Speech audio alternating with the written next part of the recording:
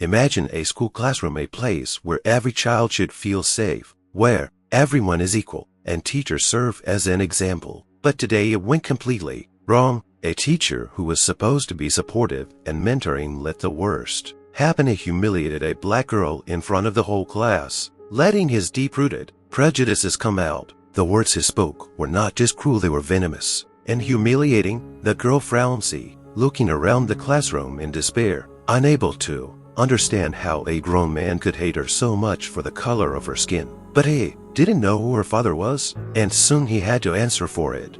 Watch this video to the end to see how events unfolded and where this story led. But before that, we want to tell you, our dear viewers, how much you mean to us. Leave a comment with your name and tell us what city or country you're watching this video from. Each of your messages helps us promote our channel, cover important stories, and draw attention to topics that need to be discussed. We do this for you. At every click on the like and subscribe button is invaluable to us. Thank you for being with us. You make us stronger, and we are proud to share stories like this with you. In a small town where everyone knows everyone else, the school was considered an island of safety. The building, surrounded by tall maple trees, looked almost cozy. Here children studied, played, and made friends, dreaming of the future. From the very first day, the teachers said that this school was a home for every child, a place where there were no strangers and no unwanted, and where everyone was worthy of respect and understanding. But sometimes the calm surface hides dark depths, and this day was just such a day. In a classroom full of colorful books, bright posters, and children's drawings, a girl named Amelia always sat by the window. She loved to look at the maple trees, listen to the birds, and imagine the leaves falling in the fall, swirling in the air like little sparks of sunshine. For her, those windows were a symbol of hope and freedom, especially in those moments when her peers, and sometimes adults, would give her slanted glances or caustic comments about her skin color. Amelia was used to the fact that she was not always seen as an equal. Sometimes she noticed the other kids whispering behind her back at recess, trying not to stand next to her, as if she was different in some way that was intimidating. But despite this, Amelia held on. She studied, dreamed, and tried to believe that one day those prejudiced views would disappear. However, her teacher, Mrs. Harper, never showed open displeasure. On the contrary, she was someone whom all the children and parents trusted. Mrs. Harper seemed to be the ideal teacher, strict but fair, always smiling and caring, ready to support each student, at least so it seemed to others. But behind this outward kindness there was. Subscribe to Deeple Pro to edit this document. Visit www.deeple.com/Pro for more information. Something else, something dark, something that really burned inside her, and only manifested itself in her attitude to those who looked different.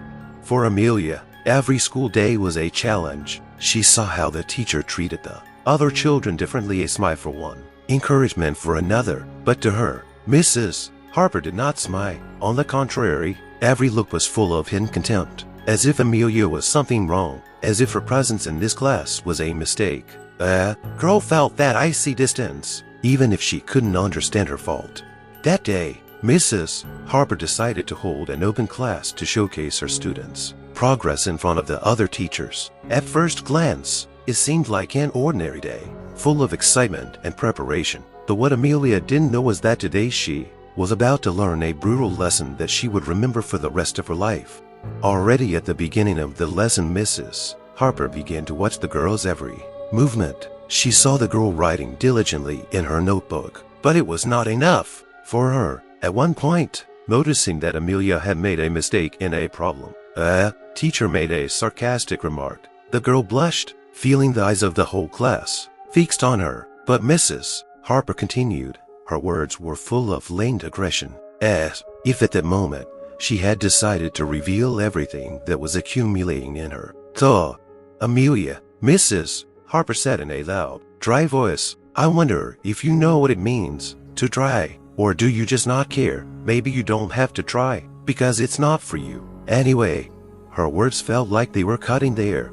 When Mrs. Harper said these words, there was a silence in the classroom, tense and prickly as the frosty air. The teacher's words were spoken with a cold sneer, as if they had been long prepared and carefully considered. Amelia felt her heart sink. The eyes of her classmates, full of bewilderment and even horror, were fixed on her, as if waiting for her reaction or even disruption. But the girl knew that in this situation, any word or movement could only make her situation worse. She lowered her head, trying to hide her emotions. Mrs. Harper, satisfied with her silence, continued the lesson, but prejudice seeped into her every action and every remark. When the other children answered questions, she easily overlooked their mistakes, encouraged them, sometimes even joked. But when Amelia's turn came, Mrs. Harper suddenly stopped, folded her arms across her chest, and, looking down at the girl, said something so sarcastic that Amelia felt worthless. "I'm not sure if you even understand what we're studying here," she said slowly, emphasizing each word. "Maybe it's just not your thing. Maybe it's too complicated for you." The words made the girl cringe, as if she had been humiliated in front of the whole class. Beneath the mask of politeness in Mrs. Harper's words, there was malice and disdain. It was as if she were trying to make Amelia an example for the rest of the class, to show that she was different, not like the others, and therefore deserved neither support nor respect. The teacher's gaze wandered around the class, and some of the children, noticing her expression, did not dare to look at Amelia. They were embarrassed, frightened, and at the same time it seemed almost ordinary, because it was not the first time such moments had happened. Others, perhaps not fully aware of what was happening, or influenced by it, and whispered quietly, grinning at Amelia. Every time Mrs. Harper passed her desk, she would lower her eyes to her notebook as if she were deliberately looking for mistakes. Like a hunter stalking his prey, she never missed a chance to make a caustic remark, and each time Amelia had to endure it, clenching her fists under her desk to keep from crying. But it was impossible to hide from her emotions. Deep inside, resentment, hurt, and incomprehension began to eat away at her, and she couldn't understand why she was being subjected to such cruelty. After class, Mrs. Harper detained Amelia, not letting her go to recess like the others. Amelia was left alone with the teacher, who looked at her with a long, cold stare. "Amelia," Mrs. Harper said, leaning toward her and lowering her voice, "maybe you should reconsider your behavior and your attitude towards your studies. You're here for a reason. You should be grateful for the opportunity to learn, for not everyone in the world has that privilege." Her voice was so bitter and sarcastic that tears came to Amelia's eyes. She tried not to give herself away, tried to bear the look, but Mrs. Harper's words burned her like hot iron. She lowered her eyes, feeling her dignity being trampled on in front of the other children standing in the doorway, watching the scene with curiosity. Mrs. Harper smiled that cold, mocking smile first, at releasing Amelia, added, almost in a whisper, so that no one could hear her, "Remember, you have to try twice as hard to get anywhere near the others. It's your responsibility." The words were like a sentence that made Amelia's knees shake. She left the classroom with her head down, feeling the stares as if she were on display. Retreating to the window, she tried to figure out why she was so hated. Her gaze fell on the yellow leaves that swirled in the wind outside the window, but nothing could distract her from the heavy feelings of guilt and helplessness that enveloped her mind like a fog. The children continued their recess, but Amelia was left alone, squeezed by inner fear and humiliation. Amelia had lived in this town since birth. Her family was one of the few black families in this small community, and it always made them seem a little different. But her father and mother made sure Amelia had a real childhood, a warm home, lots of books and stories they told her about her roots and family, instilling pride in her origins. Every night her father explained to her that the world wasn't always fair, but that was what made her stronger. He taught her resilience and always repeated that she was as worthy of respect as anyone else.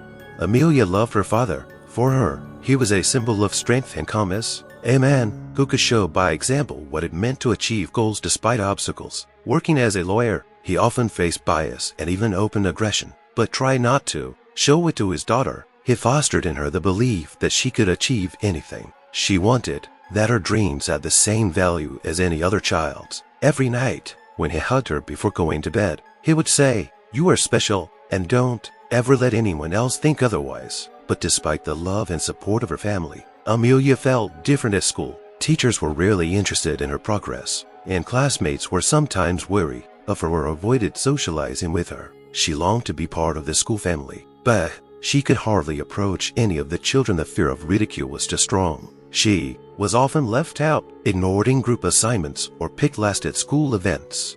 There were days when Amelia tried to make friends with someone in the class. She brought small souvenirs she had collected with her parents on trips, shared her drawings, but the responses from her peers were often cold and short. Her smiles were not met with reciprocal warmth. It was as if the children heard something from their parents and passed it on to each other, as if Amelia was from another world and it was strange to communicate with her.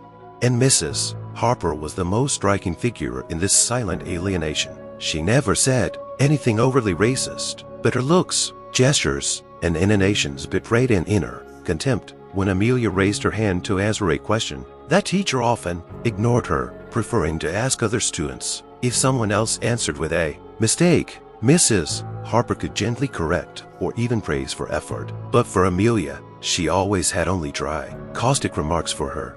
Amelia tried to be patient and, as her father had taught her, to do her best to earn her teacher's respect. But every step she took seemed to increase Mrs. Harper's displeasure. She noticed how the teacher would look askance at her notebook, sometimes even tearing out a sheet of rough notes or a crumpled page, as if it were a blatant violation of cleanliness and order.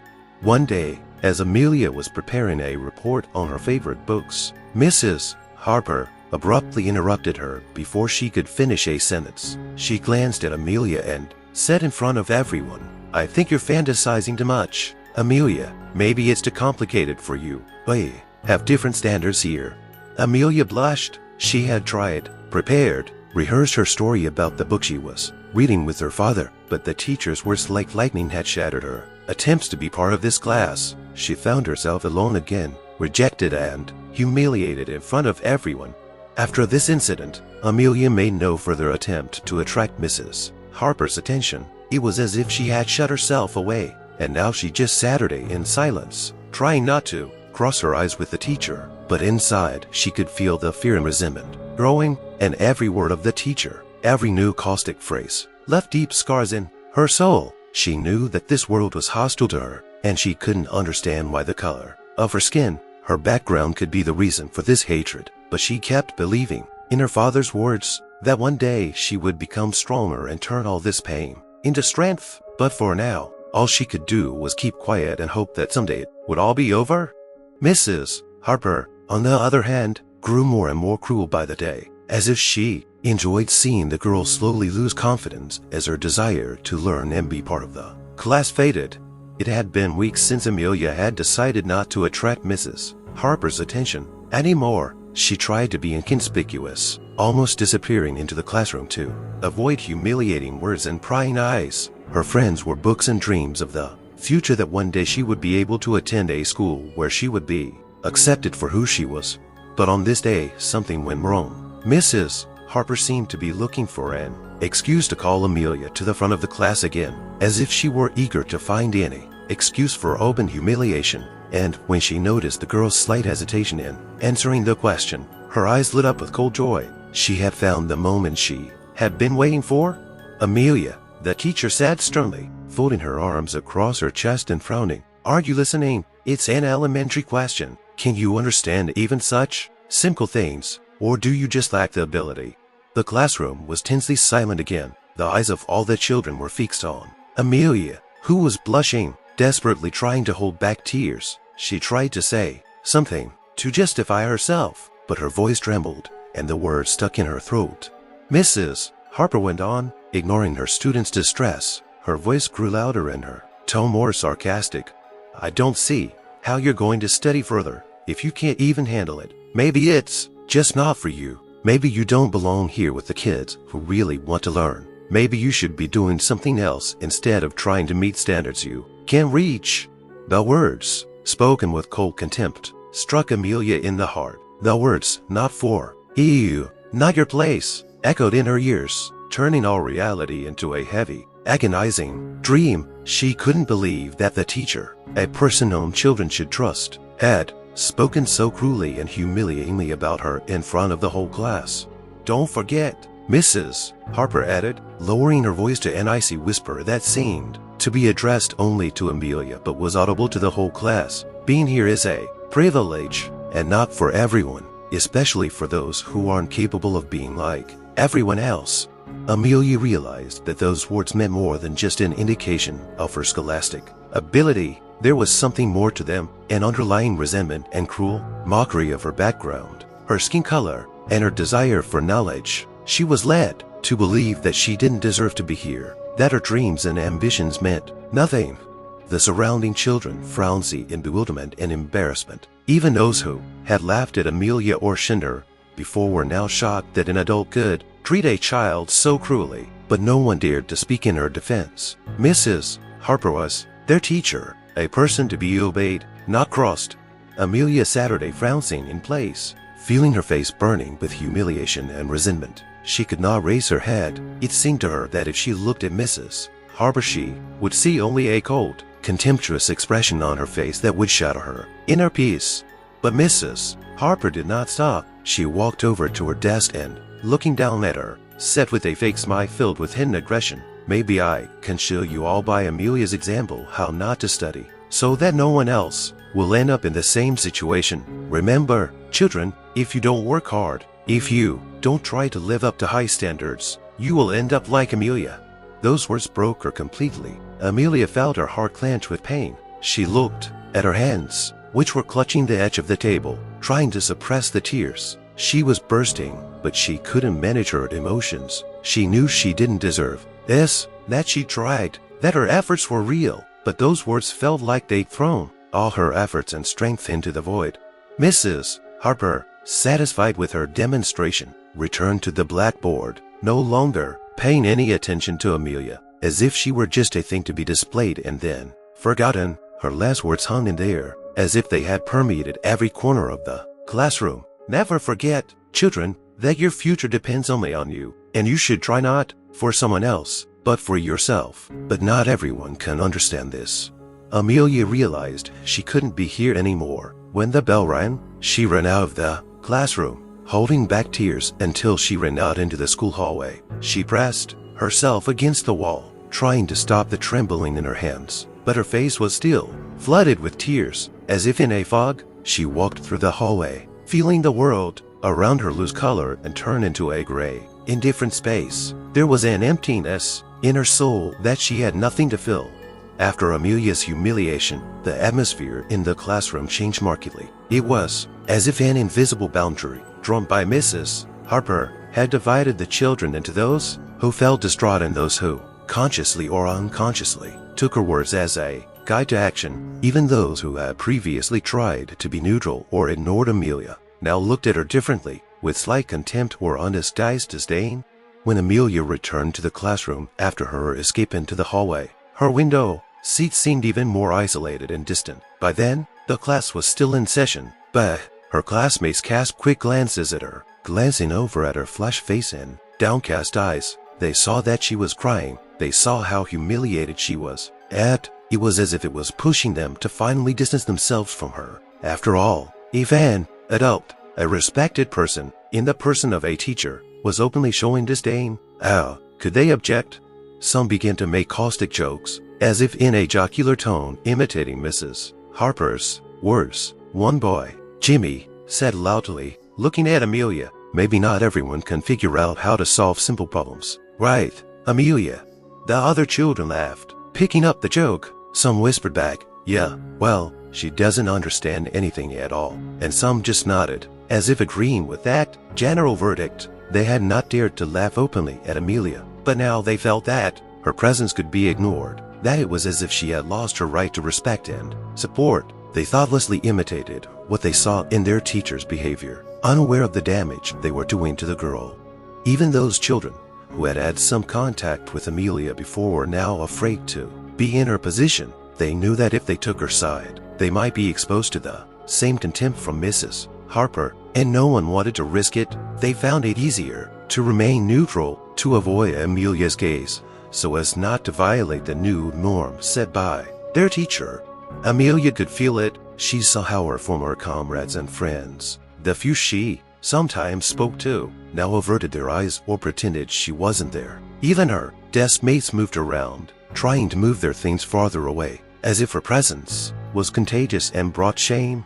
During recess, when the children gathered in small groups to discuss lessons or share news, Amelia stood aside, unnoticed and unwelcome. It was the first time that day that she truly felt that she was a stranger to everyone. Children walked past her as if she were passing an empty seat, some even throwing quick mocking glances, mimicking Mrs. Harper's mocking smile. Her classmates, who used to wave at her, now walked by with their lips pressed together so as not to accidentally meet her gaze.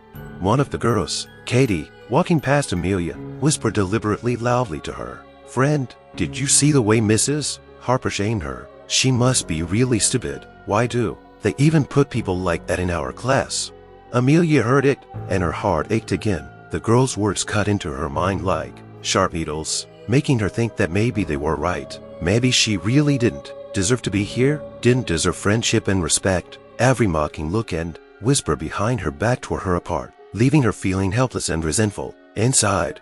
But in spite of all this, Amelia bravely tried to hold herself together. She tried not to show how much the words and looks hurt her, but inside, everything was crumbling and breaking. Her inner world, her self-confidence was crumbling under the weight of hatred and prejudice that seemed endless. At school, where before she could at least hide in her love of knowledge, she was now the object of everyone's contempt. Gradually, Amelia began to withdraw into herself. She no longer tried to raise her hand in class. She didn't answer questions. She tried to be as inconspicuous as possible, so that no one would pay attention to her. She dreaded every lesson with Mrs. Harper, because each time it was a new chance for humiliation, a new lesson in shame, which the teacher unashamedly demonstrated in front of her classmates. Each new day brought more and more fear and pain. Amelia felt more and more isolated, realizing that she might never find real friends in this place. She felt like the walls of the school were shrinking around her, turning her into a prisoner, a stranger, among those who were supposed to be her classmates. She kept silent, but inner tears poured out every day, turning her world into a gray, sad space where there was no friendship, no hope. It was only at night, when her father came to her, hugging her and telling her that she was his strong and talented daughter, that Amelia felt a little warmth and faith in herself. But even that warmth began to fade as each new day at school burned away. Her hopes that things would change. Not just pain, but despair and a quiet but growing question was brewing inside her. What if they were all right?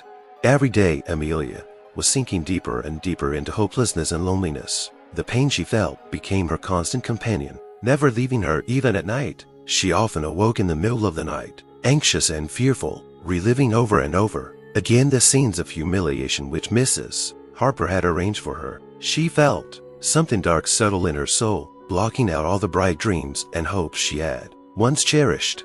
She felt like she was stuck in a maze with no way out. She could no longer trust anyone at school, afraid to open up and tell anyone what she was going through. Even the words of comfort she sometimes heard from her parents seemed foreign and distant, as if they were from another world. Her father told her that she was strong, that she would succeed, but how could she believe it when every new day was torture? Amelia withdrew into herself every time she entered the school walls. It was as if she put on an invisible mask to hide her emotions and not show others how much she was hurting. She learned the art of silence, the art of being invisible, but even that did not save her from constant humiliation. When Mrs. Harper called her to the blackboard again and again, pointing out her mistakes in front of the whole class, the girl could say nothing more in reply. She just stood silent, biting her lip to keep from crying, to keep from showing her weakness, but everything inside her was trembling, as if her heart was about to burst from horror and humiliation. One day, in math class, Mrs. Harper had her in her crosshairs again. There was a difficult problem on the board, and when Amelia took the chalk with a trembling hand to try to solve it, she felt her teacher's cold gaze digging into her back. "Hurry up, Amelia," Mrs. Harper said coldly. "There's no time to waste. The other children want to learn. Maybe you don't want to waste our time on something you can't do." Amelia sighed, feeling the eyes of her classmates fixed on her. She tried to take it least the first step toward a solution, but her thoughts were jumbled. Panic gripped her, and the chalk fell out of her fingers, hitting the floor. The laughter of the children behind her was quiet but painfully distinct. She felt her face burn with shame. "Well, Mrs. Harper continued with a sneer, perhaps this confirms that some tasks are not for everyone. Perhaps some people just don't have the aptitude to handle it. Think about it, Amelia." Again there was whispering and whispering among the children. Some laughed, some giggled, looking at the humiliated girl. Her face was flaming, and she felt tears coming to her eyes, but she held them back as best she could to prevent this woman from triumphing even more. At the end of class, Mrs. Harper decided to add another humiliating moment. She walked over to her desk, folded her arms across her chest, and said dryly, "You should try twice as hard, Amelia. Maybe if you didn't spend so much time fantasizing and daydreaming about being like everyone else, you realize something, but it seems like you can't or won't live up to our standards." The words were like a blow. Amelia stared at her hands with her head down, unable to respond. She could hear her classmates whispering and giggling behind her. She felt like a nobody, like her life and her dreams were absolutely nothing. Everything inside her was boiling, pain intertwined with rage and despair, with a heavy sense of powerlessness. She knew she didn't deserve such words and such treatment, but how could she prove it? How could she defend herself when the teacher, the person she should trust, openly humiliated her? It was as if she had no right to answer, as if her voice had always been drowned out by Mrs. Harper's authority and anger. After that lesson, Amelia walked out into the hallway, feeling the air in the classroom become unbearable for her. She pressed herself against the cold wall, slowly sliding down until she was sitting on the floor. She wrapped her arms around herself, trying to find the slightest comfort in that. She felt tears streaming down her cheeks, and she didn't try to hold them back anymore. All the fears she had accumulated during this time, all the humiliation and resentment, now overwhelmed her. She couldn't cope with it, couldn't understand why she was so hated, why she had to prove her right to respect every day when the other children could just be themselves. She felt something inside her breaking down, crumbling under the pressure of what she had been through. Amelia sat there alone in the hallway for a long time, wiping away her tears. She couldn't go back to class, couldn't face Mrs. Harper and her classmates again. This world that was supposed to be a place of knowledge and support for her was now a place of pain and humiliation. The next few days after the humiliation in math class were the hardest for Amelia. Every morning when she left the house, fear frowned on her face. Even as she walked into the silence of the schoolyard, she could feel her muscles tensing as if preparing for another blow. Lessons no longer brought her joy or piqued her curiosity. Every day was a struggle for survival in a space where she was viewed with contempt and open hostility.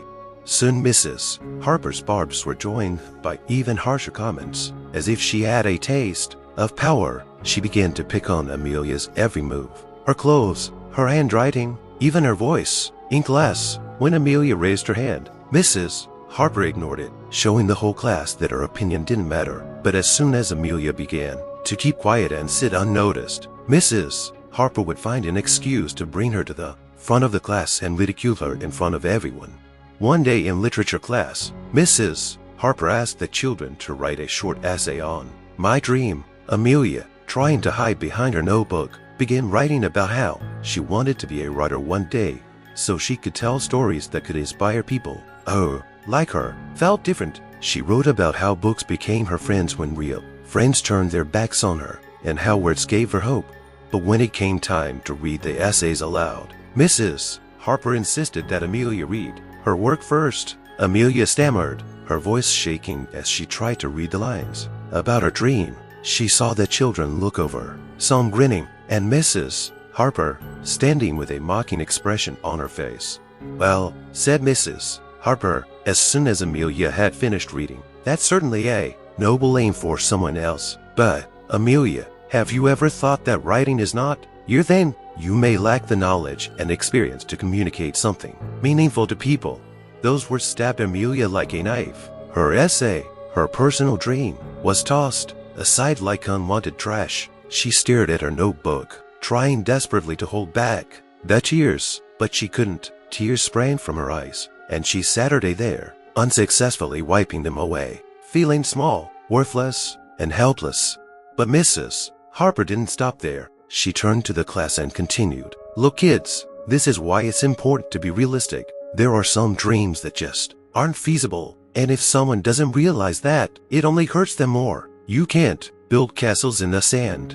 The words she said were even more cruel than her mocking glare. In the eyes of her classmates, Amelia saw bewilderment, incomprehension, and in some contempt. Some of the children grinned, nodding to each other as if the teacher had revealed to them a truth to be adhered to. After class, her classmates surrounded her like a flock of mocking sparrows. One of them, Jimmy, came up again and, looking boldly into her eyes, said sarcastically, "So, writer, are you going to write books about how worthless you are?" His words caused a few of the other children to laugh, and Amelia felt as if the walls around her were crushing her, squeezing her, leaving her with less and less room for air and hope. She realized that she was now a target for their ridicule. No matter how hard she tried to ignore their words, her heart broke into small shards each time. They waited for her at recess, whispering and laughing behind her back. Some slipped insulting notes into her textbooks. Some drew caricatures of her drawings and left them on her desk. They began repeating her words from her essay, mockingly, mocking her dreams of becoming a writer, turning her innermost desires into a joke. Mrs. Harper, noticing this, did not in any way discourage the children's behavior, but rather seemed to encourage it. Her silence was a sign that she approved of this attitude, that it was in accordance with her own opinion. It was as if she saw in this humiliation of Amelia a confirmation of her rightness, a way of strengthening her influence on the class and maintaining her order. In those days, Amelia began to feel that school had become a real place of terror for her. Now her inner tears and pain could not subside even at home. She shut herself up in her room, not wanting to talk to her parents about what was happening. It seemed to her that even words could no longer convey her pain, and no one could understand her, no matter how hard they tried. She was afraid that if she told her parents what she was going through, they would think she was weak or not good enough. Every morning before school, Amelia stood in front of the mirror and looked at her reflection and saw only tears, fear, and shame. She thought it was all her fault. And maybe Mrs. Harper and her classmates were right. Maybe she really wasn't like the others. Maybe she could never really feed into the norm. Every day she was sinking more and more into a sense of her own nothingness. She stopped believing in herself. Her inner world was crumbling, leaving behind only rubble, dreams of the future, of books, of one day being a part of something important, slowly faded away, replaced by an endless sense of shame and loneliness. Amelia no longer believed she was worthy of love and respect. No one around her gave her any reason to think otherwise. Weeks passed, but Amelia's pain only grew. She felt like an outcast, lost among the children who were increasingly united against her and the teacher whose cruel attitude had become the rule. She tried to understand why she deserved such hatred, why a world that was supposed to be bright and kind had become alien and unfriendly to her. But there was no answer. Every time she asked herself why Mrs. Harper was being so cruel to her, she couldn't find a logical explanation. She had heard about her family's history, their pride in their culture and roots, but she had never thought that her background could be the cause of such humiliation. To her, the world had been a much brighter and kinder place until she had come face to face with this pain, and now she couldn't understand why she, no different from any other child, deserved such treatment. What was wrong with her? There were days when Amelia found the strength to raise her hand in class, hoping that maybe Mrs. Harper would change her attitude. But whenever she did, that teacher either ignored her or, with her lips pressed together, nodded as if she were doing Amelia a favor. And then, when the girl started to speak, the teacher would interrupt her, pointing out small mistakes, as if enjoying the fact that she could put her in her place again. Every lesson became a test of her will and patience. Sometimes Amelia's notebooks were filled with harsh remarks from her teacher. When other children received corrections and advice, all she saw next to her mistakes were harsh words written with such coldness and disdain that her hands began to tremble when she read them. "You're not trying as hard as you should. You have to work harder if you want to accomplish anything. These assignments apparently aren't for everyone." Those words, written in red pen, crashed into her mind. Each of them was filled with hidden meaning, as if they were telling her that not only was she not fit for this class, but that her presence here was a mistake. She had tried her best, sitting up nights over her textbooks, doing everything she could to prove her point. But the harder she tried, the stronger Mrs. Harper's remarks were. Amelia began to notice that her classmates began to look at her with contempt, and didn't even hide it. Every day they moved farther away from her, as if her existence in itself was something shameful. At one point, one of the boys, Jason, caught her eye in the hallway and hissed, "Why don't you leave? You don't belong here anyway." Those words shattered her. They confirmed everything she had felt but had been afraid to say, even to herself. Now she saw in every look, in every gesture of those around her this confirmation. She was superfluous. The world that had seemed unfriendly but warm to her was now cold and frightening, filled with hatred and aggression that was destroying her from the inside. Her heart ached every time she heard whispers behind her back. When one of the children tripped her as she walked by, or accidentally touched her as she stood at her desk, every now and then her books were found with their pages tattered, and someone had left her full inscriptions. "Stranger, you don't fit in. Why are you even here?" Every day, the fear of going back to school became unbearable for her. One day, when her mother came into her room to wake her up in the morning, Amelia nearly burst into tears, looking at her with a pleading look in her eyes. But she couldn't find the strength to tell her mother the truth. Fear and shame held back her words, and she silently went to school. Though her heart cried out for help, she was afraid her parents would be upset or even think it was her fault. She was afraid that they wouldn't understand how hard it was for her, and that she just wouldn't be able to explain how dark the world had become for her. One day, as Amelia was again trying to cope with a new lesson with Mrs. Harper, teacher again found an excuse to pick on her work. She commented loudly on an error in her notebook, adding, "I don't know how many times I have to explain simple things to you, Amelia. You have to realize that if you can't handle it, you might want to look for something easier." The words sounded so humiliating and contemptuous that Amelia felt the whole class freeze, and then there was light laughter again. She heard someone whisper quietly, grinning, that she really should have left the school. This was too much for her scarred. Oh, she couldn't take it anymore. After class, Amelia ran out of the classroom, rushing to the bathroom. She locked herself in one of the stalls and burst into tears, no longer trying to hold back her tears. In that instant, her patience crumbled like a fragile statue shattered by a single blow. She couldn't hold back any longer, couldn't hold in all the pain she had stored up in. Silent, afraid that no one would understand her. Her whole inner self was torn to pieces, and she tried desperately to pull herself back together, wiping away her tears. But the pain and resentment wouldn't let go. She felt so helpless, so alone, that even the walls around her seemed cold and hostile. It seemed to her that the world was shrinking around her, that there was no one who could reach out to her. In that moment, she thought for the first time that maybe the world really was set up in such a way that she had no place in it. After many days of humiliation, Amelia began to get used to being alone and the idea that she would always be alone at school. Every day was filled with pain, fear, and a feeling that she had nowhere to hide from the endless hostility. But there was a faint, almost extinguished flame of hope in the back of her heart that maybe one of her classmates would understand and take her side. One day, during recess, as Amelia sat at her desk, head down and trying not to draw attention to herself, a girl named Lily approached her. Amelia looked at her in surprise. Lily had never approached her before. She was one of the most popular students and seemed to always support her teacher in her words and actions, even if it meant turning her back on Amelia. But there was something different in Lily's eyes today. She looked tense, as if struggling within her doubts, and as she approached Amelia, she said quietly, "Hi Amelia, can I sit next to you?" Amelia, stunned by the unexpected kindness, nodded, not knowing what to expect. Lily cautiously sat her down in a nearby chair, her voice low and worried, as if she were afraid to be heard by any of the other children or Mrs. Harper herself.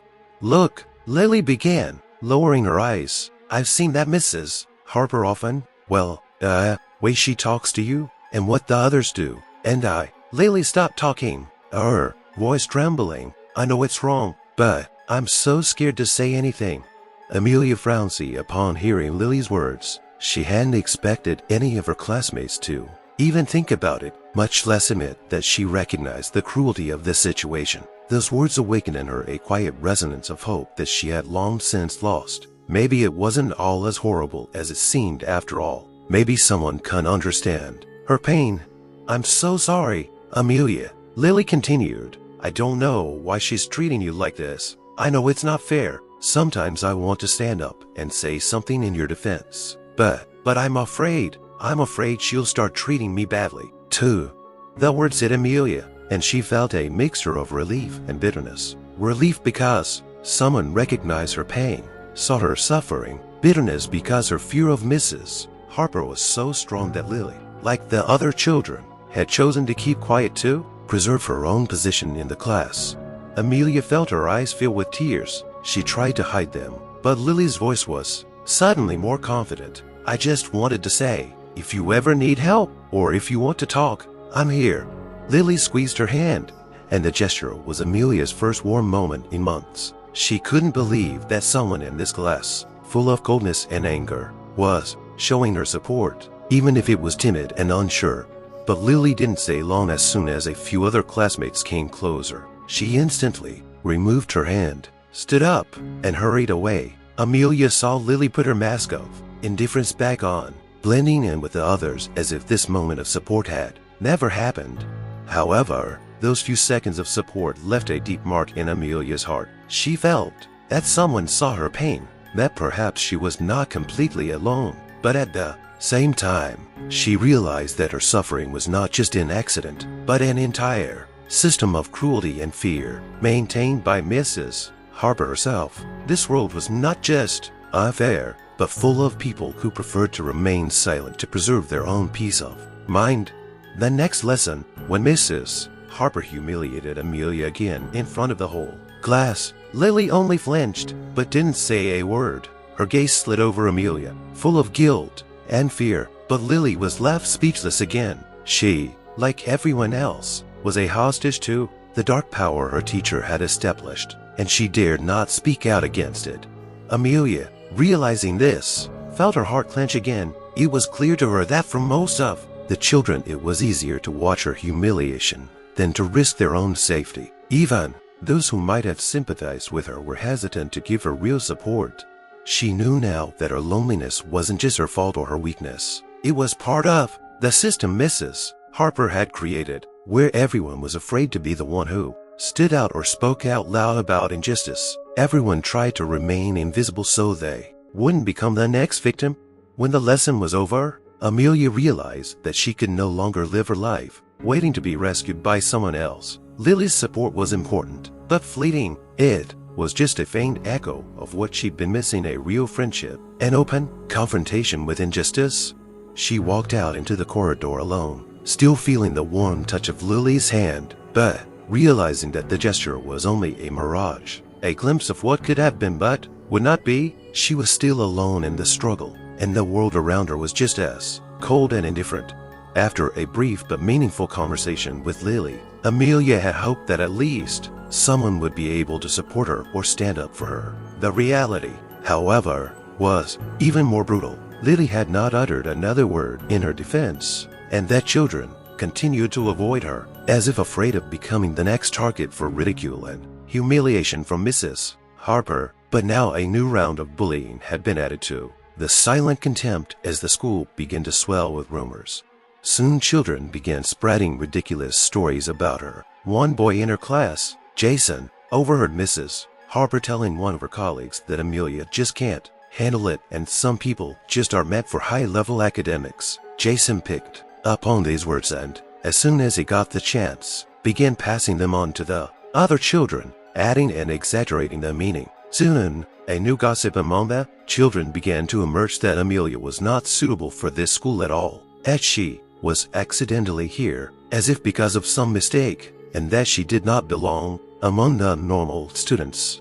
Rumors of this quickly spread throughout the class and then to other classes. Now the children not only shunned her, but also laughed at the fact that she was learning by mistake. They talked about her behind her back, whispered about her in the hallways, even left mocking notes on her desk. One day, she found an inscription on her notebook left with a black pen. "Go back to where you came from." These words hurt her deeply, leaving a trace in her heart. She felt even more lonely and isolated, as if school had become not a place of knowledge but a prison, where she was harassed and humiliated every day. Even the children, with whom she could just exchange a smile, now averted their eyes and passed by, as if her presence was something shameful, something embarrassing.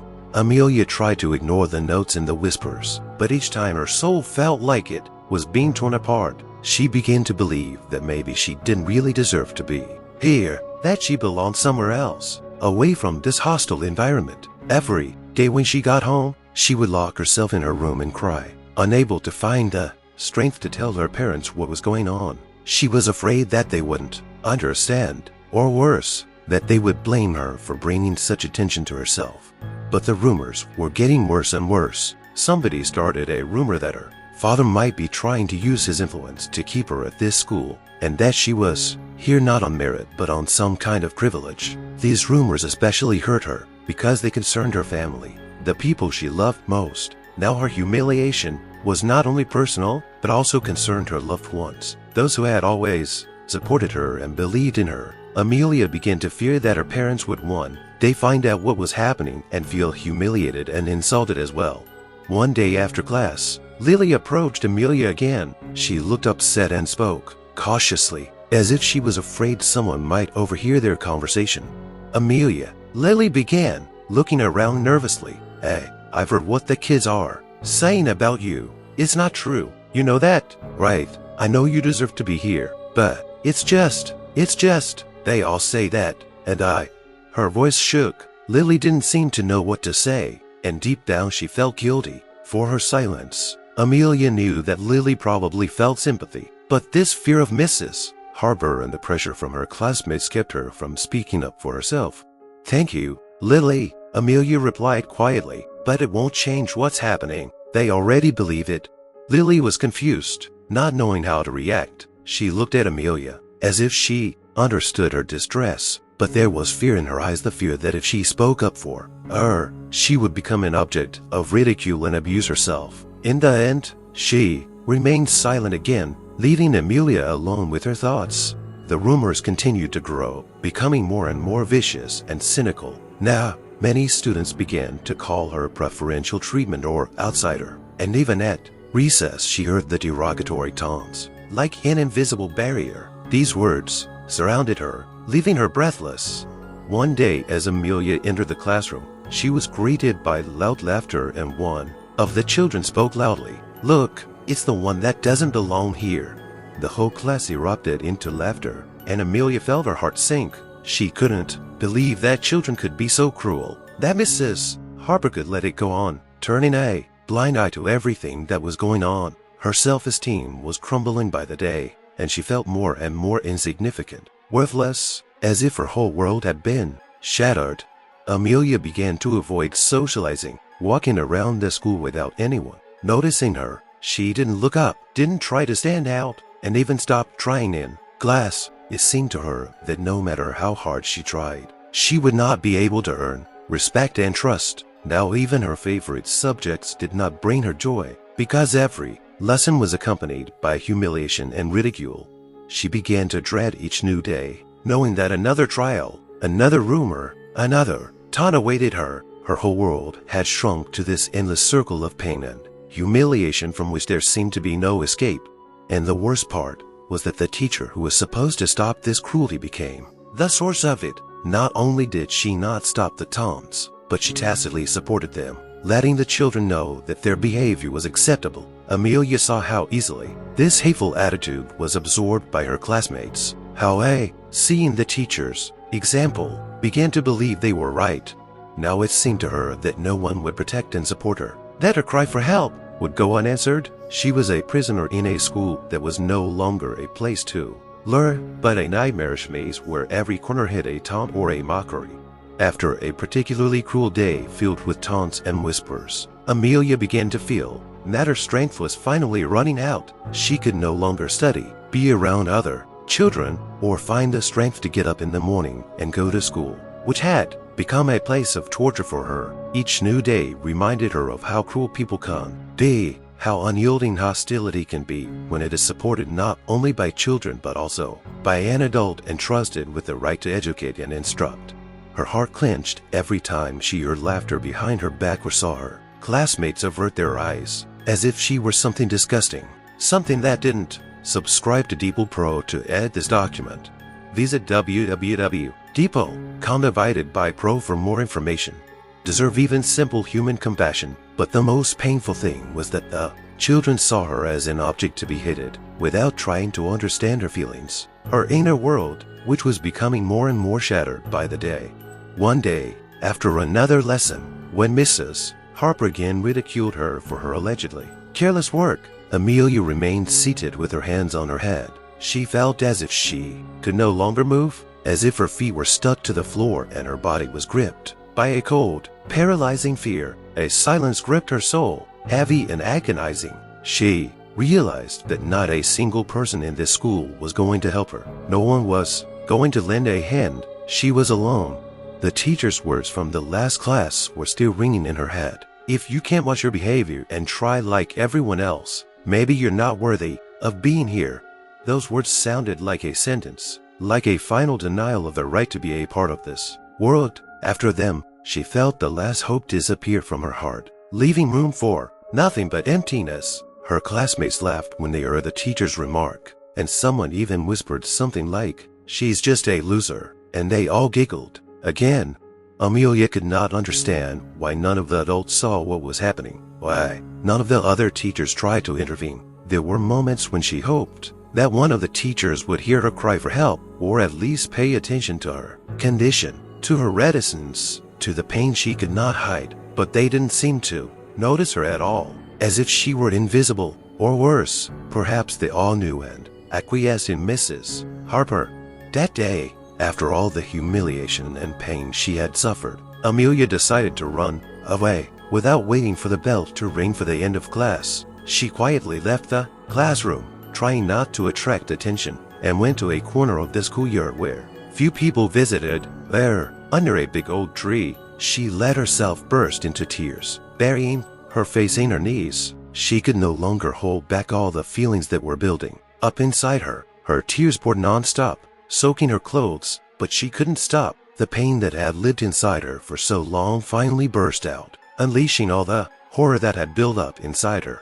Her tears were not just tears of resentment or disappointment. They were a cry of despair that no one heard, a cry for help that went unanswered. She cried for her lost childhood, for those dreams that had crumbled under the weight of humiliation and hatred. It seemed to her that even the nature around her, this big world, had turned away from her, leaving her completely alone.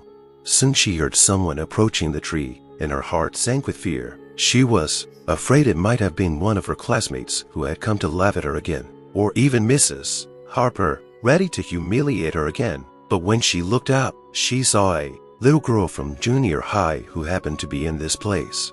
The girl frowned when she saw Amelia crying, and compassion flashed across her face. She slowly walked over to Amelia and, without saying a word, just sat her down next to her. She held out a tissue to her, as if realizing that Amelia just needed someone to be there for her, someone to just see her pain. The girl didn't know what to say, but her presence was a small ray of light for Amelia in this endless darkness. But this moment of support was short-lived. A few minutes later, the girl ran away. When she heard the bell ring and Amelia was alone again, back in the classroom, she felt that her soul had become even emptier. The tears didn't bring relief. The pain didn't go anywhere. All she could do was continue to endure, hoping that someday it would end. But every time she thought about it, she was filled with fear that the nightmare would never end. Her life became a silence and fear that chased her every day along the same route. School, humiliation, pain, loneliness. She was like a ghost that wandered the corridors, unnoticed by anyone except those who wanted to hurt her. In those rare moments when Amelia came home, her parents noticed that something was wrong with her. Her face had lost the joy they had always seen in her daughter's eyes. She no longer shared news about school with them, no longer talked about new classes and projects. no longer asked questions about the world and people like she used to do at dinner. She seemed to shut herself away, and her body and movements became slow, as if every minute was taking its toll. Her father, Thomas, had always been proud of his daughter, her cheerfulness, curiosity, and dreams. He knew how difficult it was for her to grow up in a society that didn't always accept people like her. Working as a lawyer and facing bias in his professional life, he had always tried to shield her from it, to instill confidence and pride in her roots. But now he could see something consuming her from the inside out. One evening, noticing Amelia sitting at the table, staring into emptiness, he decided to have a conversation. He walked over, put his hand on her shoulder, and asked her softly, "Amelia, honey, is something wrong? You seem so sad lately. Is everything okay at school?" Amelia felt her throat constrict at his words. Her eyes filled with tears, and she turned away, afraid she wouldn't be able to hold back and tell him everything that had happened. She wanted her father to know how much she was being humiliated, how lonely she felt, but her fear was stronger than her desire to tell him the truth. She was afraid her father would think it was her fault, that she couldn't handle the situation. "It's okay, Dad," she said quietly, trying to look calm. "It's just, there's a lot of assignments at school. I'm a little tired." Thomas looked at his daughter and his heart clenched with pain. He could see that she was lying, that she was trying to hide her true feelings. But he realized that if he pressed her, she might shut down even more. He decided to give her time, hoping she would come to him when she was ready. Her mother, Marie, also sensed that something was wrong. She noticed how Amelia began to leave her room less often, how her face grew pale and her eyes became more and more clouded. One day she heard her daughter crying quietly behind a closed door, but when she knocked, Amelia quickly fell silent, pretending to sleep. Marie felt helpless, not knowing how to help her daughter, but every night before she went to bed she would look into her room, sit on the edge of the bed, and speak softly. "Amelia, if you need anything, if something is bothering you, you can always tell us. We love you and support you, no matter what happens." These words were both comforting and painful to Amelia. She knew that her parents loved her, that they would always be on her side, but she was afraid that if she told them how she was humiliated and insulted at school, it would bring them pain and disappointment. She couldn't bear the thought of her father, a proud and strong man, finding out that his daughter was hated and despised because of her skin color. Amelia could hear her parents talking in the evenings when they thought she was already asleep. Marie spoke with concern in her voice. "Thomas, I think something is happening to her. She's become so withdrawn. I'm afraid she is suffering, but she doesn't want to tell us." Thomas sighed and replied that he saw it too, but didn't know how to approach her. He tried not to show his concern, but every night he could not sleep, tormented by thoughts of what might be happening to his daughter. He remembered his own experiences when he faced injustice and discrimination, but his wounds had long since healed. Amelia was just a child. Her world was just beginning to take shape, and he couldn't let her light and faith in goodness fade so soon. The next morning, Thomas decided to drive her to school, hoping he could have a frank talk with her on the way. When they got into the car, he started the engine but did not move. Instead, he looked at Amelia and said quietly, "You know we're always here for you, right? We will always support you, no matter what happens. You're our pride, Amelia, and I want you to always know that." Amelia lowered her eyes, her lips trembling. She wanted to tell him everything that was happening, everything she was experiencing every day at school, but she couldn't. She was afraid that if she did, she'd break down, and what little fragile hope she had in her heart would be gone forever. "I know, Daddy," she whispered. "Thank you." But even those words were hard for her to say. Her soul was too heavy with all the things she couldn't say out loud. She turned away from the window, and Thomas started the car, realizing that his daughter was not yet ready to tell him her pain. He could only wait and hope that one day she would confide in him. When they reached the school, Amelia sighed and looked at the building, which was now nothing but fear and pain. She thanked her father and got up to get out of the car, feeling her strength fading with each step. Her father watched her, his heart breaking with fear and worry for his daughter, who had changed so much lately. This day at school turned out to be just like all the previous ones. Mrs. Harper again found a reason to humiliate her. again publicly calling attention to her mistakes and inability to meet standards. The rumors, ridicule, and humiliation continued as if she was destined to endure them indefinitely. But now Amelia had another challenge. She had to hide her pain from her parents, so as not to hurt them, and this need to hide the truth was another burden, another secret that made her inner world more and more dark and lonely. Amelia realized that her parents were her last refuge, her only support, but the longer she hid her suffering, the more alien and distant they became to her. As the days passed, Amelia became more and more withdrawn. Her parents, Thomas and Marie, saw that their daughter was losing herself every day. Her once lively, curious eyes were now dull and sad. Her face, always lit up with a smile, now seemed a mask of pain and alienation. She ate less and less, hardly spoke at all, and spent more and more time alone in her room, distant from the world she had once held so dear. One evening when Thomas entered her room, he found Amelia sitting on the bed with her arms around her knees and her face buried in them. Her shoulders were trembling slightly, and he realized she was crying. His heart sank. It was unbearable for him to see his daughter so broken. He came over to her, Saturday beside her, and put his arm around her, letting her talk if she wanted to. Amelia was silent for a while, but finally a quiet, barely audible voice came out of her chest. "Daddy, why do they hate me?" Those words broke his heart. He knew that there were hardships in life, that people could sometimes be cruel, but he had never imagined that his little daughter, his pride and joy, would ever face such unspeakable pain. He took a deep breath, trying to find words that might comfort her just a little. "Oh, sweetheart," he asked softly, trying not to startle her with his excitement. Amelia was silent again, as if she were afraid to speak, but when she looked into her father's eyes, she realized she couldn't hold it in any longer. She talked about everything, about the constant ridicule and humiliation, about Mrs. Harper's public ridicule of her, how the children had begun to imitate her teacher, how she had become a stranger to everyone, unwanted by anyone. She talked about all the rumors, the insulting notes, and how every day at school was unbearable for her. As he listened to her, Thomas felt his anger rising. It was hard for him to believe that a teacher, a person entrusted with the education of children, could humiliate a child in such a way, and that the other children, following her example, had turned his daughter into an object of hatred and contempt. His hands clenched into fists, but he knew that the most important thing now was not to show her his anger, but to make her feel that she was not alone, that she had support. "You don't deserve this, Amelia," he said, hugging her tighter. "You deserve respect and love, like every child. What they're doing is unfair and cruel. We won't let it go on." That night he had a long conversation with his wife, sharing his fears and outrage. Marie, too, was shocked by what she heard. She could not understand how an adult could be so cruel to a child. She had seen her daughter suffering, but had no idea how deep her pain was.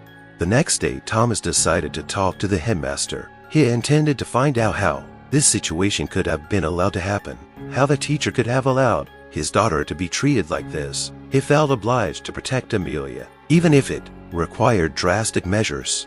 Entering the principal's office, Thomas felt a mixture of anger and determination. He had to wait for several minutes until the director was free. Finally, he found himself before him, a man in a strict suit, with a cold, neutral expression, who listened to his words with barely perceptible surprise. Thomas detailed everything that had happened to his daughter. He spoke of the ridicule, of Mrs. Harper's prejudice, of how the children had begun to imitate her cruelty and began to harass Amelia. He demanded that the school authorities take action so that this behavior would stop immediately. But the headmaster, after listening to him, only nodded and replied in a tone as if nothing serious had happened. "We are, of course, very sorry that your daughter is uncomfortable, but perhaps she is being overly sensitive. Sometimes children can misinterpret a teacher's casual comments. As for Mrs. Harper, she is an experienced teacher, and I doubt she could afford anything inappropriate." These words added fuel to the fire. Thomas could hardly restrain himself from yelling at the principal. He realized that the school authorities were not going to take the situation seriously, that they would rather side with the teacher than protect his daughter. He tried again to explain that this had gone beyond the usual feeling of embarrassment and had turned into constant humiliation. But the principal remained adamant. In any case, Mr. Jones, the principal continued, I'm sure your daughter is exaggerating the situation. Perhaps she should learn to adapt to different approaches to learning. These words sounded to Thomas like a final refusal to help. He realized that the school was not going to support his daughter, that they were willing to leave her alone with her pain and suffering. For them, her pain was nothing more than a matter of adaptation, and he felt powerless against this system in which his daughter was victimized. In the evening when he got home, Thomas sat in silence for a long time, thinking about what to do. He knew he had to do something to save Amelia, to show her that she deserved better, but he also realized that against him was the entire system that was willing to cover up such actions by pretending everything was okay. That night, Amelia heard her parents talking quietly in the next room. She heard their muffled voices, their anger and grief. She felt their support and care, but at the same time she was afraid that even her parents could not help her, that even their love could not protect her from the cruelty she experienced every day. That night, lying in her bed, she stared up at the ceiling, trying to find the strength to go on. Thomas couldn't sleep for a long time that night. He fidgeted in bed, his thoughts heavy and anger burning in his heart. His daughter's pain had become his pain, and he couldn't accept the school's indifference, the principal's refusal to understand what was going on in the classroom where Amelia should have felt safe. It seemed unbelievable to him that an adult in a teacher's position could use his power to traumatize a child. Thomas understood that the world wasn't perfect, but deep down, he believed that there was justice, that adults had a duty to protect children, not hurt them. This incident, however, shook his faith.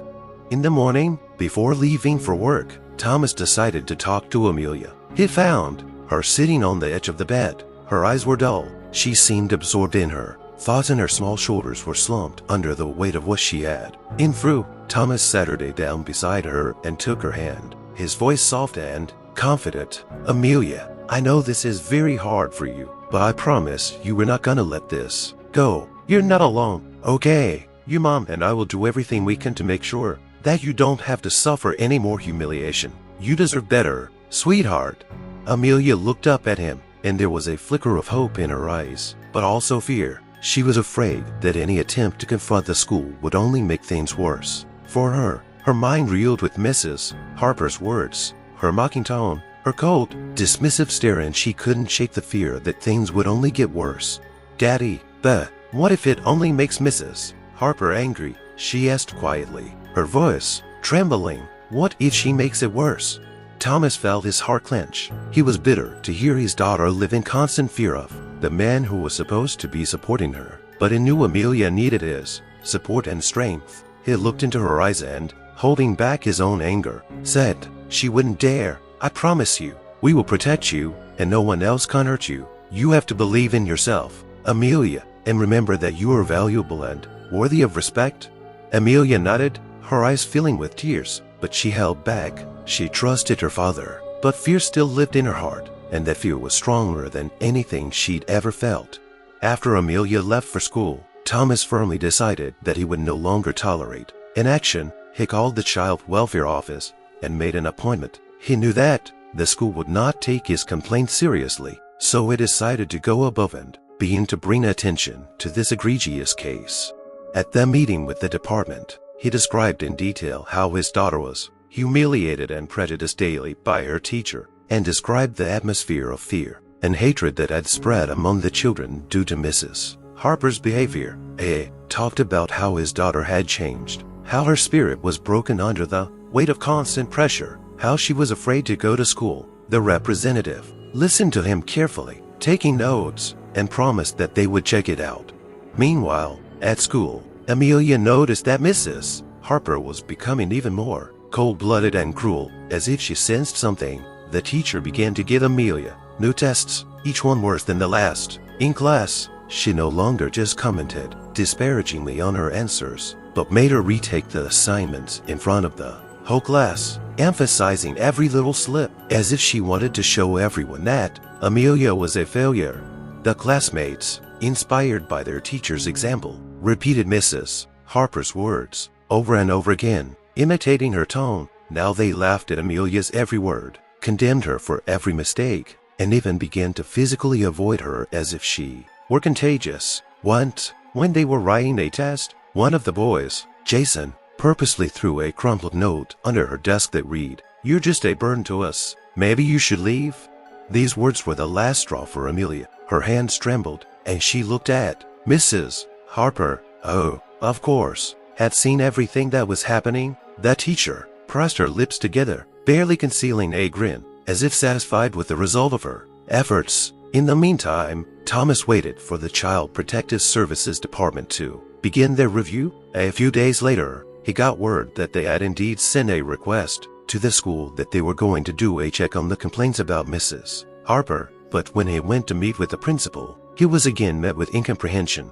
"Mr. Jones, we understand your concern," the director said dryly, his voice stern and cold. "But it seems to me that the situation is exaggerated. We've discussed this before, and I see no reason to take serious action against Mrs. Harper. But my daughter is suffering. She has become withdrawn, afraid to go to school, losing confidence. It's not just a transition period, as you say," Thomas replied, holding back his anger. "Perhaps she just lacks adaptation," the headmaster continued, ignoring his words. "Teachers require discipline and effort, and if your daughter can't handle that, it could be her own problem."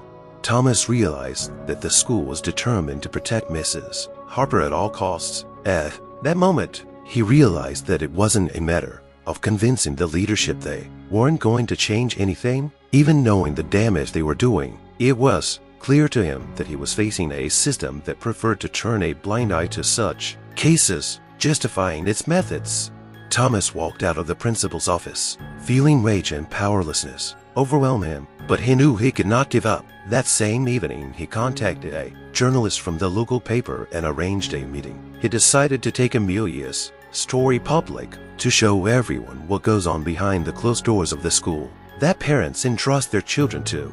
The next day, the newspaper published an article entitled "Teacher or Tyrant," a story of a schoolgirl victimized by prejudice and humiliation. Amelia's story traveled all over the city. People were shocked. No one could believe that such a thing was happening in the local school, and the principal received inquiries from concerned parents. After the newspaper article was published, Amelia's story became widely discussed. The school was in the spotlight. Concerned parents demanded explanations, and local activists began collecting signatures for an investigation into Mrs. Harper's activities. It would seem that the public attention should have played into Thomas's hands and brought long-awaited changes for his daughter, but the situation took an even more alarming turn.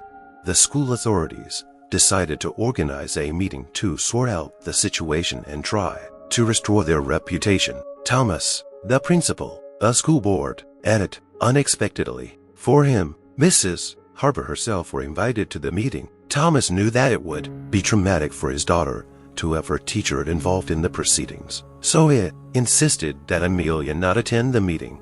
The participants of the meeting gathered in the principal's office around the long table. Thomas took a seat across from the principal and Mrs. Harper, who sat there with a cold, unperturbed expression, as if she were unaffected by what was happening. Thomas looked into her eyes, and her indifference and even her hidden sneer only increased. His anger.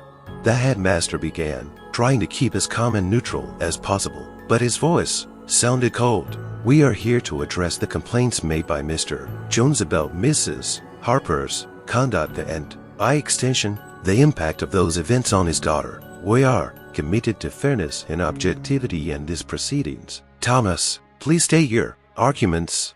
Thomas took a deep breath, trying to keep his composure, and began to speak. "My daughter has been subjected to humiliation and psychological pressure. She comes home every day broken, exhausted, and this could not happen in a vacuum." Mrs. Harper's words, her demeaning attitude, her taunts have caused Amelia to be afraid to go to school. What's more, the kids have started copying this behavior. And now it's as if the whole school is against her. She no longer feels safe here.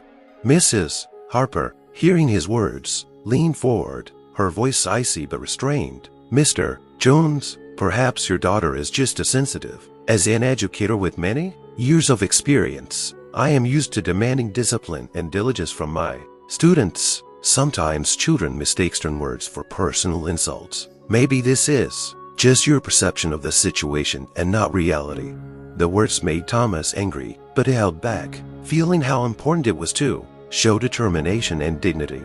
I understand that discipline is important, Mrs. Harper, he replied, but you're not just reprimanding her. You're humiliating her, putting her on display in front of the whole class, letting the other kids think she's a stranger. That goes beyond normal discipline. It's cruelty. There was a tense silence in the room at his words. The director, trying to keep his composure, interjected, Mrs. Harper, is there any reason to believe that your teaching methods may have been perceived as overly strict or perhaps even harsh? But Mrs. Harper was not about to soften her position. She leaned back and continued, with a careless grin, I'm just doing my job as I always have. Perhaps some children are just not ready for serious demands. If your daughter feels uncomfortable, perhaps she should reconsider her efforts instead of blaming others.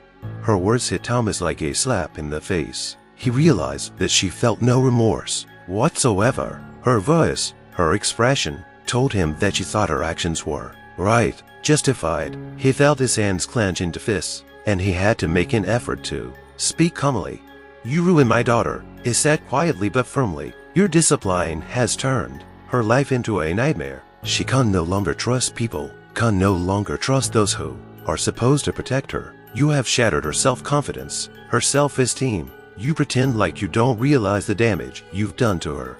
The principal began to get nervous as he saw the situation escalating. He glanced at the members of the school board, who seemed uncomfortable but did not rush to Thomas's side. One of them, an older man with a serious expression, muttered, we must keep in mind that Mrs. Harper is an experienced educator. There may be a misunderstanding. Thomas felt that the words experienced teacher cut him like a knife. He realized that the school authorities wanted to cover up the situation, to cover up her experience, to pretend that it was only a pedagogical approach. They are ready to cover up her actions for the sake of the school's reputation, for the sake of not drawing public attention and not admitting their mistakes. Thomas was not going to give up. He looked the principal straight in the eye and said, firmly, if you don't take action against Mrs. Harper, I'll take it further. I'll file a formal complaint with the Department of Education, and we'll get a high-level investigation. You can't just let this go. You've allowed a child to be humiliated, and that's unacceptable. The principal frowned, feeling threatened. He understood that Thomas wasn't going to back down, and he knew that if this went to the department, the consequences could be serious, not only for Mrs. Harper, but for the entire school.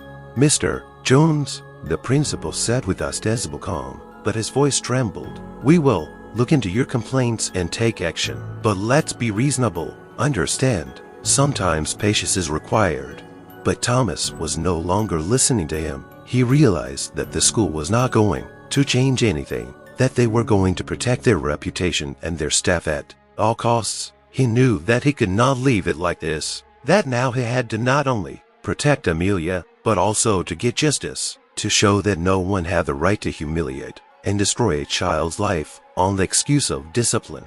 He stood up and looked at Mrs. Harper, whose face remained calm, as if the whole situation did not concern her. She was looking at him with a slight sneer, her eyes glittering with coldness and disdain. Thomas realized that this was all a game to her, a show of power. I won't let you torture my daughter anymore, he said, his voice hard and full of determination. We will see this through. With these words he left the office, feeling that he had done all he could at this point. But deep down, he realized that the struggle was just beginning. Now he had to face a system that was willing to cover its mistakes and protect those who hurt. The next day, the school became even more tense. The story of Thomas meeting with the principal and his decision to file a complaint against Mrs. Harper spread quickly among teachers and students. Some parents, after reading the newspaper article and learning the details, began to ask questions and came to the school worried about their children. Many of them did not even suspect that someone in the educational institution might have humiliated a child. Parents' chat rooms were filled with outrage and discussion, and soon the school was under close scrutiny. Amelia knew her father was going to fight for her, but she didn't realize it would cause such a reaction from the others. She didn't want to be the center of attention, but she knew it was her only chance for justice. Still, she was afraid that Mrs. Harper's revenge would be even more cruel and merciless. When Amelia walked into class that day, she felt all eyes on her. Her classmates whispered, glanced at her, and some threw slanted, judgmental glances at her. In that moment, she felt even more alone. It seemed to her that everyone thought she was the cause of the trouble, that now the whole class and the teachers felt tense and unhappy because of her. Mrs. Harper entered the classroom with a stern expression on her face. Amelia noticed at once that something had changed. The teacher didn't speak to her as she usually did, with mockery or contempt, but her cold stare betrayed the fury she was clearly holding back. It was worse than open hostility. There was something eerie in the silence, something frightening. When Mrs. Harper finally spoke, her voice was cold, but notes of latent anger were audible. Today, we are going to discuss how important it is to understand your responsibilities and to be able to get along with others. Some people think they can draw attention to themselves by causing a scandal, but they should remember that every action has consequences. Those words were directed directly at Amelia. Her heart clenched and she found it hard to breathe. She realized that Mrs. Harper was intentionally using her words to humiliate her and blame her in front of the whole class, to make her feel guilty for what was happening. Her classmates looked at Amelia and some giggled, while others just sat there in silence, afraid to get the teacher's attention. Then Mrs. Harper, unable to restrain herself, uttered, "In my practice, I've seen a lot of kids. Some are eager to learn and grow, and others just don't meet our standards. Sometimes people forget their place and think they can dictate terms, but school is not a place where they're allowed to disrupt." These words, spoken with cold contempt, left Amelia in complete shock. She could feel her face burning with humiliation. Her insides were torn with pain and despair, and she struggled to keep from crying in front of the whole class. She stared at her desk, not daring to look up, but she could hear every whisper, every sneer, every look directed in her direction. But her silence did not save her from further attacks. Mrs. Harper, as if sensing her weakness, continued to press her as if she meant to break her completely. So, back to the topic of the lesson. The teacher looked at Amelia with disdain. "Amelia, since you are so sure of yourself and your rights, why don't you tell the class what you think it means to be a responsible student?" Her question sounded like a challenge, and Amelia knew that whatever answer she gave would not satisfy Mrs. Harper. She felt the weight of contempt emanating from her teacher again. She looked at her classmates, trying to find one who would be on her side, but instead all she saw were cold, indifferent faces. No one was going to help, or no one was going to stand up for her. She tried to gather her strength and replied quietly, "Being responsible means respecting others and not hurting them." Mrs. Harper smiled, her eyes flashing with coldness. "Respect others," she said slowly, with emphasized irony. "Well, it's interesting that some people who consider themselves experts on respect resort to such cavalier methods to achieve their goals." The words sounded like an accusation again, and the whole class turned to look at Amelia as if she had been caught doing something shameful. She felt her heart pounding, her body trembling with fear and humiliation. She was tormented by guilt, as if she had really done something wrong, something she should apologize to everyone for. Mrs. Harper went on, giving her no opportunity to justify herself. "Sometimes people who are incapable of handling their responsibilities try to use various tricks to divert attention from their own incompetence. They think that the world will owe them something, but in life they will have to face reality." Those words were the last straw. Amelia couldn't take it anymore and ran out of the classroom, leaving the silence behind her. She felt her world crumbling, her inner world, her soul tearing with pain. She ran down the hallway, her heart clenched with bitterness and despair that no one had protected her, no one had stopped this humiliation. She ran out into the schoolyard and hid behind a tree where no one could see her. She pressed her palms to her face, trying to suppress her sobs, but the tears rolled down her cheeks. She felt a deep sense of helplessness, a feeling that her whole life was ruined. that no one understood her pain, that even her father's efforts were in vain. Meanwhile, in the classroom, the children whispered, glancing around. Even those who had tried to support her with a glance were now afraid that they would be associated with her and become victims of ridicule. Mrs. Harper seemed satisfied that she had restored order, and the class went on as if nothing had happened. But for Amelia, that day was a symbol of total collapse. She knew that school would never again be a place where she could feel safe, that her life now consisted only of pain, humiliation, and loneliness. After Amelia ran out of the classroom, news of her escape spread throughout the school. Teachers and students whispered about what had happened, discussing what could have made her leave the classroom in such a state. But Mrs. Harper herself remained in her seat, with an impenetrable expression on her face, continuing with the lesson as if nothing had happened. It was another way for her to show her power, to demonstrate to the children that she controlled everything that happened in the classroom. She knew that no one would dare to speak against her, not the children, not her colleagues, and especially not the administration. However, this time the situation would be in the school. After the article in the local newspaper, many parents were alarmed by what was happening within the walls of the institution to which they entrusted their children. Calls began to be made to the education department. Online discussions began to appear, and public attention to the case began to gain momentum. Gradually, it became clear that the school would be under serious scrutiny and that Mrs. Harper's actions would be the subject of intense investigation. To Mrs. Harper, it was a surprise. She was confident that her authority and experience would protect her from any repercussions. In the past, she had already managed to avoid criticism from parents, and student complaints were ignored because her method of strict discipline was considered necessary to maintain order in the classroom. But now the situation was much more serious. She had to defend herself, not only against Amelia's parents, but also against public opinion. A few days later, the school announced Mrs. Harper's suspension. This caused quite a stir. Some teachers and parents were outraged and called it a witch hunt, claiming that a respected educator was being unfairly targeted. Others, especially those whose children had complained about Mrs. Harper's strictness, were relieved, believing that perhaps their fears and rumors about her methods were not unfounded.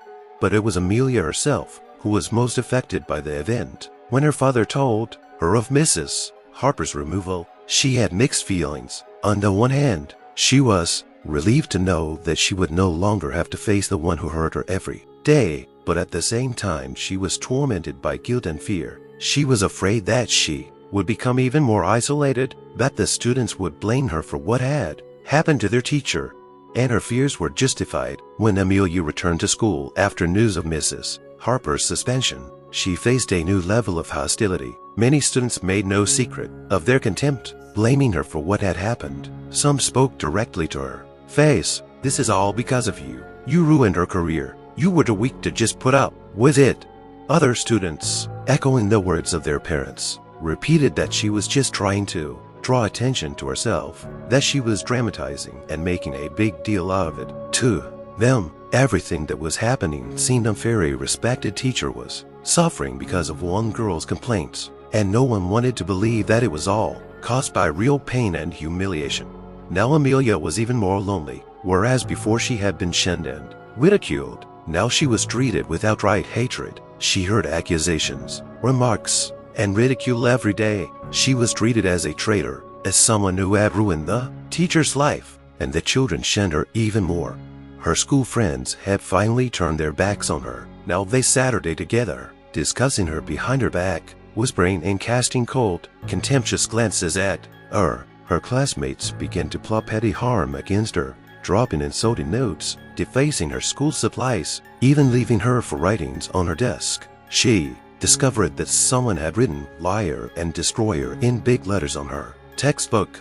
When Amelia tried to go to the principal, hoping to find support and protection, he listened to her with a cold, impassive expression and replied briefly, "It's hard to change the children's minds right away. Either way, it's just temporary. Maybe you just need to be patient until things settle down."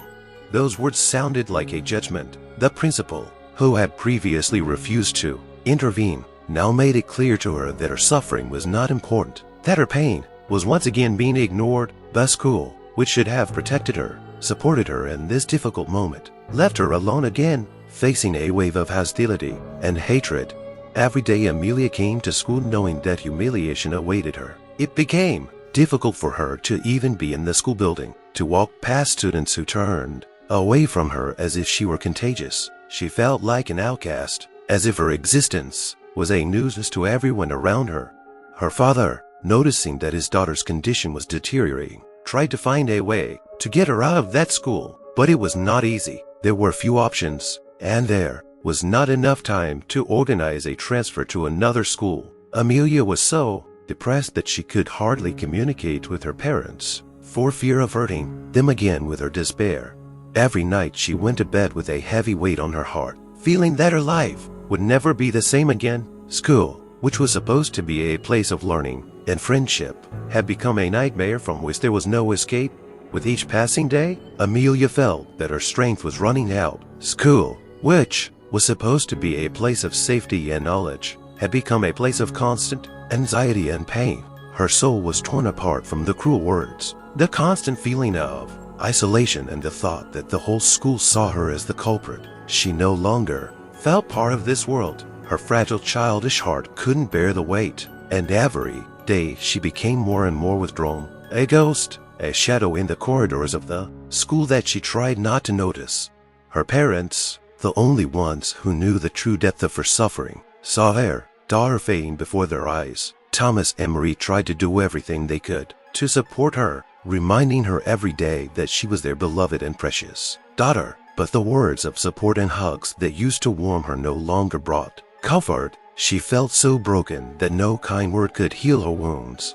Amelia tried to live as usual, but her body, her mind, refused to obey. She hardly ate, often cried at night, and got up in the morning with a face that reflected her inner pain. She could not concentrate in class because every word of the teacher, every look of a classmate reminded her of what had happened, of the agony she had to endure. Every time she saw the judgmental looks, her heart sank and she felt alien, unloved, and unwanted all over again.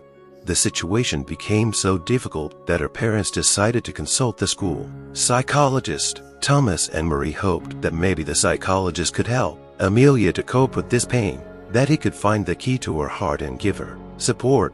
In the psychologist's office, Amelia sat stunned, her face pale and haggard, her eyes expressing neither fear nor hope. It was as if she had closed herself off, shielded herself from the world with an invisible wall.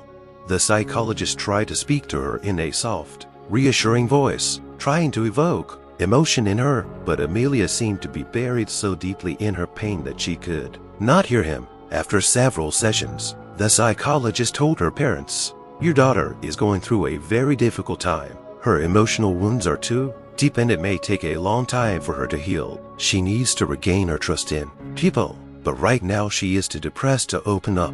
These words hurt Thomas and Marie. They realized that their daughter was not just offended, she had lost something much more precious: faith in goodness, faith in herself, faith that the world could be just and kind.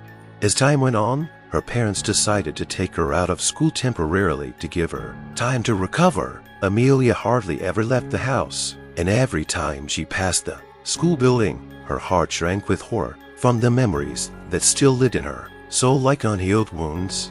But even at home, she found it difficult to find peace. She felt as if her fears and resentments were clouding her mind, preventing her from returning to her normal life. She could not get rid of the thought that all this pain was her own fault. She thought of Mrs. Harper's words, of the cold stares of her classmates, and those memories made her feel even more alone. To support her, her father decided to involve Amelia in family activities. They took walks together in the park, watched movies, read books. He tried to surround her with love and care, reminding her every day that she was important and meaningful to him, that she had the strength to overcome everything. Marie spent evenings with her, wrapping her in a warm blanket and telling her stories of those who had also faced injustice but found the strength to move on. One day, as they sat with her father on the veranda, Amelia asked quietly, "Daddy, how can I believe in myself again?"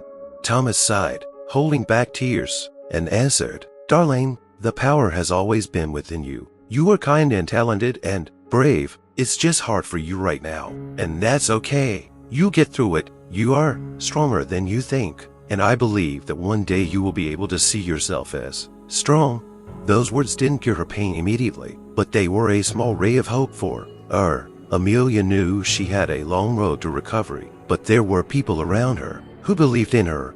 The first days out of school for Amelia were filled with anxiety and pain. Her parents had done everything possible to allow her to study at home temporarily, but even that did not bring her peace. She feared that when left alone with her thoughts, she would slip back into memories of the humiliation and suffering she had endured. Her nights were filled with nightmares, in which she found herself back in class in front of Mrs. Harper and her classmates, again hearing humiliating words and tones. She often woke up in a cold sweat with her arms wrapped around herself, as if trying to protect herself from those who had caused her so much pain. Thomas and Marie, seeing her condition, realized that they could not leave their daughter alone in her struggle. They surrounded her with even more care and attention, trying to give her peace of mind and a sense of security. Marie cooked her favorite meals, filling the house with aromas of childhood that used to bring Amelia joy. She told her daughter stories about her life, about the hardships she herself had faced and how she had learned to overcome them. The stories were quiet, almost like the fairy tales her mother had once told little Amelia before bedtime to give her sweet dreams. One evening, as they sat her day in the kitchen, Amelia timidly asked her mother, "Mom, do you ever feel so foreign?" Marie nodded, her eyes filled with sadness and compassion. She took her daughter's hands in her own and answered quietly, "Yes, dear, sometimes in this world, people judge others by how they look or where they came from, and that's wrong. But moments like this only make us stronger if we learn to carry the light within us, no matter what." Amelia listened to her, and these words were an important reminder to her that her pain and loneliness were not the end. She began to realize that her parents had gone through their own trials, but had retained their light and strength. It was a small comfort to her, though the pain and fear were still with her. Her father also tried to support her by taking her on walks and trips to places that had always brought her joy. They often went to the lake where they had once vacationed. As a family, Thomas took a small boat with him, and they would go out on the water together. The light waves rocked them, and the rhythm was almost soothing to Amelia's weary soul. Her father quietly told her stories of the strong people he knew, those who faced injustice but found the strength to stand up to it. Those stories filled her with light, though barely perceptible, but still alive. Her parents understood that it was important for Amelia not to feel alone. They tried to bring her back to life, to surround her with care and to let her know that, despite everything that had happened, she was loved, valued, and respected. Thomas called several parents whose children were also worried about Mrs. Harper's strict methods, and soon discovered that his family was not alone in their grief. It turned out that other children, though not so openly aggressive, often felt intimidated by her lessons. These conversations became a small hope for Thomas that they were not alone in their struggle. But the most unexpected thing happened a few weeks later when one of the girls from her class, Lily, came to visit them. Lily was the one who was afraid to stand up for Amelia when all this was going on. She had always watched the bullying in silence, but finally realized that her silence only made her friend's pain worse. She decided to come over to apologize to Amelia. When Lily entered the house, Amelia was surprised and excited. They sat her down at the table, and Lily, eyes downcast, began to speak softly. "Amelia, I know I should have stood up for you, but I was afraid. I was afraid that if I stood up for you, they would hate me too. But now I see how unfair and painful it was for you. Please forgive me." Lily's words were unexpected and touching to Amelia. She looked at her classmate, and something shook in her heart. Her eyes filled with tears, and for the first time in a long time she felt that someone other than her parents understood her pain. "Lily, thank you," Amelia replied quietly, her voice trembling. "It was so painful. I thought everyone was against me." Lily nodded, and in that moment, there was more than friendship between the girls. It was understanding, almost forgiveness. Amelia realized that maybe not all of her classmates realized what was going on, that they were afraid of the same things she was. She no longer felt such intense hatred for them. but her wounds were still too fresh. After that visit, Lily came more often, bringing tiny glimmers of joy into her life. They played together, reminiscing about the old days when life had seemed simpler. Lily told her about how the school had changed. Mrs. Harper no longer taught the teachers had started paying more attention to how the students were feeling. These changes seemed small, but to Amelia they were a symbol that her suffering had not been in vain. Family and new friendships slowly began to heal Amelia's wounds, and although the pain was still with her, she felt that she had support, that her life was not only suffering, but also the light that surrounded her because of the people who loved her. It had been a few months since Amelia had left school, and although the pain of her experiences still lingered, her soul was slowly beginning to recover. The memories of what she had been through still came back to her at night, but her parents and her friend Lily were there to help her cope with the darkness in her heart. Despite her slow recovery, however, some wounds were too deep to heal completely. Amelia became much more withdrawn. Her cheerfulness gave way to caution, and her trust in people became as fragile as thin ice. She had to learn to live with the feeling that sometimes people could be cruel and unfair, and that those who were supposed to protect and help didn't always fulfill their role.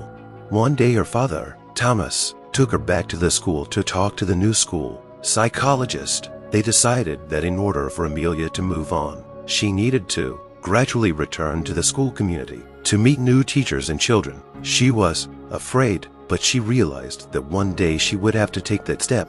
On the threshold of the school, her heart was beating so hard that she could almost hear it humming in her ears. It seemed to her that every corner of this place remembered her pain, that the walls of this school held her tears, her humiliation, and her fear. She stood, hesitant to take a step, but her father took her hand, and his reassurance calmed her a little. They went inside together, and Amelia realized that the school had really changed. Her old fears were still with her, but the environment seemed less hostile.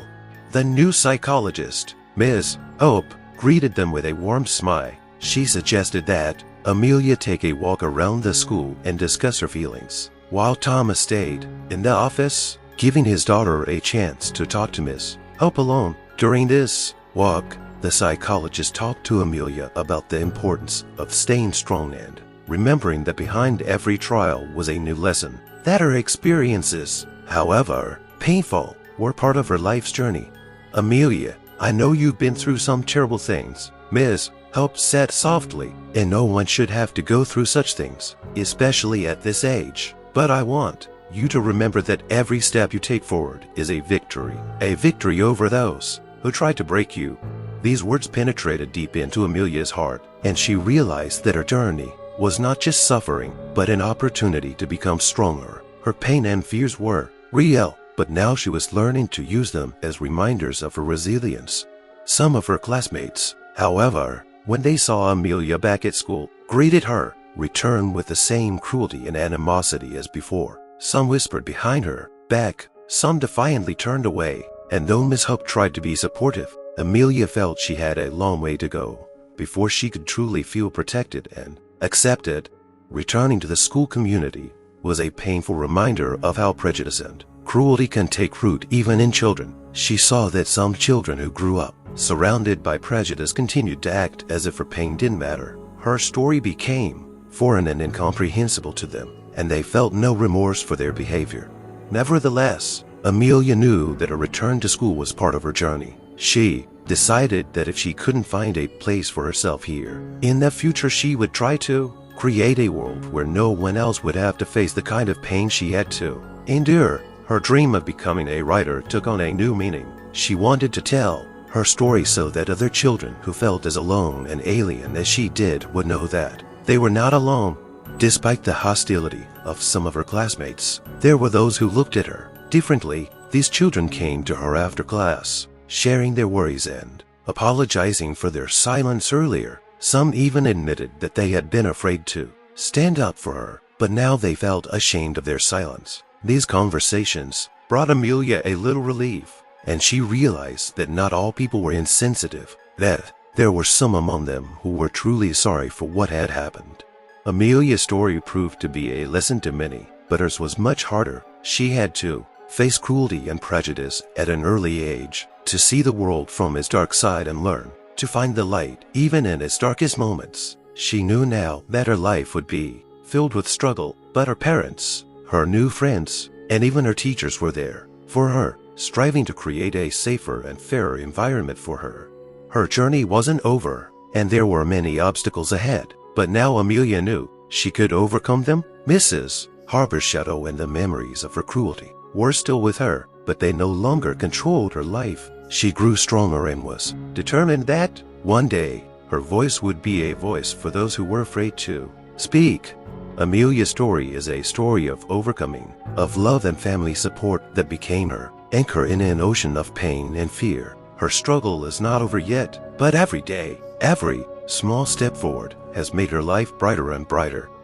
Friends, this story is one of those that leaves a deep mark. We want to know what you think. Have you or a loved one experienced injustice or prejudice? Have there been times in your life when you've had to fight for respect or face racism? Write your stories and thoughts in the comments. We really need to hear from each and every one of you. We are grateful to have you with us and appreciate each and every one of our viewers. Subscribe to the channel, give us a like if you enjoyed this video, and help us spread the message. We wish you a great day, and always remember, your voice matters.